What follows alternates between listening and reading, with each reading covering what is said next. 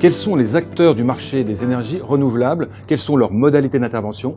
Pour répondre à ces questions, aujourd'hui, Stéphane Pasquier, directeur général de Natixis Énergéco. Stéphane Pasquier, bonjour. Bonjour. Alors, première question, est-ce que vous pouvez d'abord nous présenter Énergéco, son positionnement et son champ d'intervention? C'est une société qui a été créée par la Banque populaire de Strasbourg au début des années 80. À l'époque, vous savez, le slogan c'était « On n'a pas de pétrole, mais on a des idées ». Natixis Énergéco a trois vocations qui sont le financement des énergies renouvelables, le financement des délégataires des concessionnaires de services publics et également ce qu'on appelle aujourd'hui le financement de l'économie circulaire, recyclage de déchets, traitement des eaux. Natixis Énergéco, c'est une filiale aujourd'hui de Natixis Lease et c'est un outil qui est à la disposition des réseaux actionnaires, du réseau Banque Populaire, de ses clients, qui va apporter des solutions de financement dans le domaine des énergies renouvelables. C'est un secteur sur lequel nous nous sommes concentrés à partir du début des années 2000, ce qui fait qu'aujourd'hui, on a 15 ans de retour d'expérience, ce qui fait de cette filiale du groupe BPCE un acteur principal de ce secteur en France. Alors, quel est aujourd'hui l'état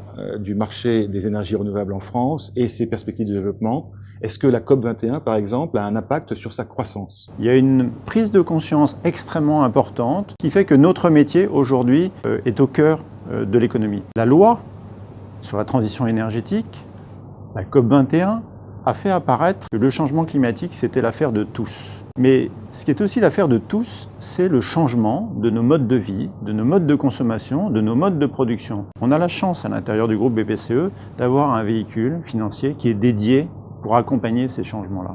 Est-ce qu'on peut donner un taux de croissance sur ce marché? Le gouvernement français, je pense, a pris la mesure en fait, de cette volonté qu'a chacun de changer. Et on est parti dans les années qui viennent vers des programmations pluriannuelles d'investissement, je ne vais pas non plus rentrer dans des détails trop techniques, mais qui vont permettre d'allouer de la puissance en matière d'énergie renouvelable au territoire français sur plusieurs années. Et ça draine derrière beaucoup d'entreprises en France, donc beaucoup de capacités d'intervention pour des établissements comme les nôtres. Un chiffre sur le montant de vos interventions? Oui, on fait à peu près 30 dossiers par an, ce qui représente environ 350 millions d'euros de dettes mises en place, avec une taille d'opération qui convient bien finalement à la clientèle mid-cap du groupe Banque Populaire. On n'est pas dans du volume. Ce sont des opérations qui sont assez complexes, puisqu'on les finance par la technique du financement de projets sans recours, et donc elles mettent un certain temps à être élaborées. Avez-vous un exemple concret d'opération financée par Énergéco? Alors, typiquement, je vais vous citer l'exemple du parc éolien de la Jacquerie, où nous sommes intervenus dans un territoire qui m'est cher, puisque j'en suis originaire, qui est l'Anjou, où la Banque Populaire Atlantique, en fait, nous a présenté un groupe d'agriculteurs qui déjà connaissaient bien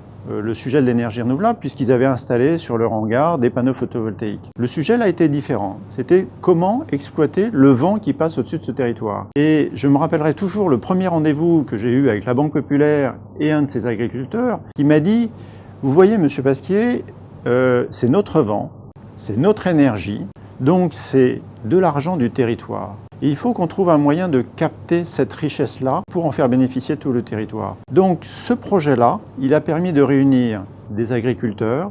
Ils ont fédéré à leur côté des entrepreneurs, plutôt de la région même choltaise, et également des citoyens. Et ces trois parties ont été réunies au capital de la structure grâce à la plateforme de crowdfunding que la Banque Populaire Atlantique a développée qui s'appelle Proximea. On est intervenu pour faire la dette de ce projet. En termes de chiffres, c'est 3 millions de capital et c'est 17 millions d'euros de dettes prêtées sur 15 ans et qui seront remboursées grâce à un gisement de vent qui est relativement important sur ce territoire. Donc Natixis Énergéco participe au développement des énergies renouvelables et des territoires. Stéphane Pasquier, merci.